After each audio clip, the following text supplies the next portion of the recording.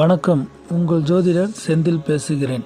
இன்றைய பிரிவில் நாம் காணவிருப்பது பரிகாரங்கள் ஏன் பலிப்பதில்லை.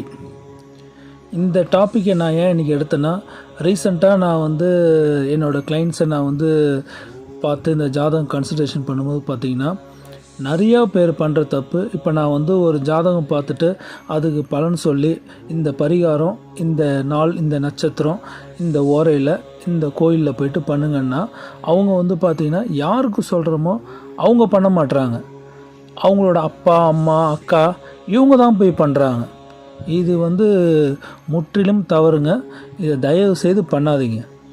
பரிகாரம் யாருக்கு சொல்கிறோமோ அவங்க தான் அதுக்கு உண்டான நாள், நட்சத்திரம், திதியில் அந்த ஓரையில் போயிட்டு விரதம் இருந்து பண்ணுறது அவங்களுக்கு நல்ல பலனை கொடுக்கும்.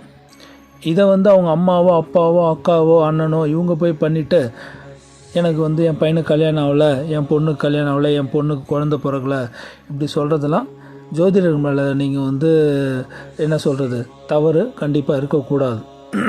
அதனால் பரிகாரன்றது பார்த்திங்கன்னா, மேக்சிமம் குரு ஜாதகத்தில் குரு அந்த நமக்கு எந்த அதாவது பாவகம் சரியா இல்லையோ அந்த பாவகத்தோட குரு தொடர்பு கொண்டிருந்து, இல்லை குரு பார்த்தா தான் அந்த பரிகாரம் வேலை செய்யும். அதை வச்சு தான் ஜோதிடர்களே பரிகாரம் மேக்சிமம் சொல்லுவாங்க.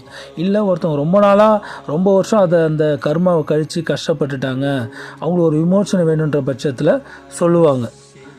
அப்படின்னும்போது பரிகாரம்னும்போது யாருக்கு சொல்கிறோமோ அந்த ஜாதகர் அவங்க தான் அதை உள்வாங்கி முழு மனசோட ஆத்ம திருப்தியோடு பண்ணணும். அப்போ தான் அந்த பரிகாரம் நல்லபடியாக பலிக்கும். சரியா? இது பார்த்திங்கன்னா, ஒரு எக்ஸாம்பிள் சொல்கிறேன் பாருங்கள். இப்போ ஒரு ஜாதகத்தில் ஒரு தம்பதிக்கு பார்த்திங்கன்னா, குழந்தை பாக்கியத்தில் பிரச்சனை இருக்குது. 5ஆம் பாவம் 2 பேர் ஜாதகத்துலேயும் ரொம்ப வீக்காக இருக்குன்னு வச்சுக்கோங்க. அப்போ இப்போ மனைவி மட்டும் வராங்க, பார்க்குறாங்க. அப்போ அவங்க நம்ம பரிகாரம் சொல்கிறோம். ஆனால் அவங்க பார்த்திங்கன்னா, அவங்க கணவர் பார்த்திங்கன்னா இதில் நம்பிக்கை இல்லைன்னு வச்சுக்கோங்க பெருசாக. ஆனால் அவர் பண்ணலை, மனைவி மட்டும்தான் பண்ணுறாங்க. ஆனால் இது இப்போ எப்படி அவங்களுக்கு குழந்தை பிறக்கும்? 2 பேருக்கும் ஈக்குவலாக கரெக்டாக புரிதலோடு போயிட்டு அந்த கோயிலுக்கு அந்த பரிகாரம் பண்ணால் மட்டும்தான் குழந்தை நல்லபடியாக பிறக்கும். அதுவே சில நேரம் அவங்க அந்த எந்த அளவுக்கு ஆத்ம திருப்தியோடு பண்ணுறாங்களோ அதுக்கு தகுந்த மாதிரி ரிசல்ட் தான் கிடைக்கும். இது பார்த்திங்கன்னா முழுக்க முழுக்க நம்ம செய்கிற தவறை உணர்ந்து நம்ம மன்னிப்பு கேட்டு, எனக்கு இந்த பிறவியில் நல்ல ஒரு வாழ்க்கையை கொடுன்னு தான் வேண்டிக்கணும். அப்படின்னா தான் நமக்கு அது என்ன சொல்கிறது, கரெக்டாக நமக்கு அந்த இறைவனவர்களால் நமக்கு கிடைக்கும். நம்ம அதை விட்டுட்டு மற்றவங்க இதை பண்ணுவாங்க, அவங்க கோயிலுக்கு போவாங்க, அவங்க விளக்கு ஏற்றுவாங்க. அதேமாதிரி இன்னொருத்தர் சில பேர் என்ன செய்கிறாங்க, அவங்க போட்டு இருந்த சட்டையை கட்டி கொடுங்க, அதை எடுத்து போய்ட்டு வச்சு நாங்கள் பரிகாரம் பண்ணுறோம். இதெல்லாம் ரொம்ப ரொம்ப மூட நம்பிக்கைங்க. அதை தயவுசெய்து யாரும் ஃபாலோ பண்ணாதீங்க, அதை பண்ணாதீங்க. இந்த சட்டையை கட்டி கொடுக்கறது, அதுக்கப்புறம் செருப்பை விட்டு வர்றது, அதுக்கப்புறம் பார்த்திங்கன்னா அவங்களுக்காக அம்மா போய் வேண்டிக்கிறது, அதெல்லாம் வாய்ப்பே இல்லைங்க. அது கண்டிப்பாக எந்த காலத்துலேயும் பலிக்காது. அதனால் இதை தயவுசெய்து யாரும் ஃபாலோ பண்ணாதீங்க.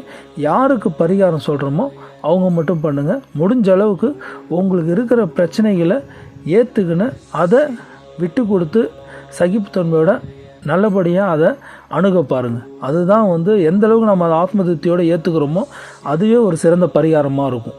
அதனால் இதுக்கப்புறம் இந்த பரிகாரம் ஏன் பலிக்கலை, ஏன் இந்த பரிகாரம் இவ்வளோ பரிகாரம் செஞ்சோம், எங்களுக்கு ஏன் இந்த விமோசனமே கிடைக்கலன்ற கொஸ்டின் அதுக்கு ஆன்சர் இது தான்.